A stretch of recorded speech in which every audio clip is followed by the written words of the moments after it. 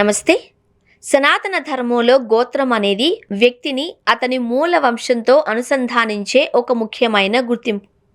ఇది ఒక ప్రాచీన పూర్వీకుల నుంచి కొనసాగుతూ వచ్చిన వంశ పరంపరను సూచిస్తుంది. భారతీయ సమాజం ఆదికాలం నుంచే కుటుంబ వ్యవస్థను, సాంప్రదాయాలను, ఆచారాలను క్రమబద్ధంగా పరిరక్షించేందుకు గోత్ర వ్యవస్థను ఒక ప్రామాణిక ఆధారంగా స్వీకరించింది. గో అనే సంస్కృత పదానికి విస్తృతమైన అర్థాలు ఉన్నాయి. అది జ్ఞానం, వేదాలు, భూమి, ఆవు వంటి భావాలను సూచిస్తుంది. ఈ దృష్టిలో గోత్రం అనేది కేవలం రక్త సంబంధానికి మాత్రమే పరిమితం కాకుండా తరతరాలుగా ప్రవహించిన జ్ఞాన వారసత్వాన్ని ప్రతిబింబించే భావనగా భావించవచ్చు. అందువల్ల గోత్రాన్ని ఒక ఆధ్యాత్మిక పరంపరగా కూడా పరిగణిస్తారు.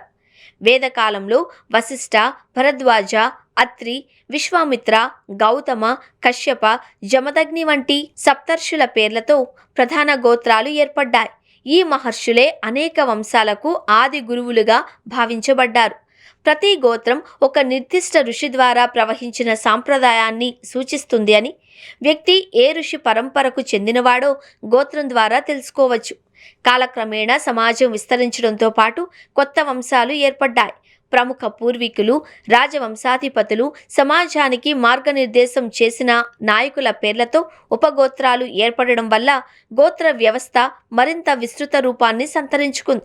ఈ విధంగా గోత్రం మతపరమైన భావనకు మాత్రమే పరిమితం కాకుండా సామాజిక, సాంస్కృతిక వారసత్వానికి ప్రతీకగా మారింది.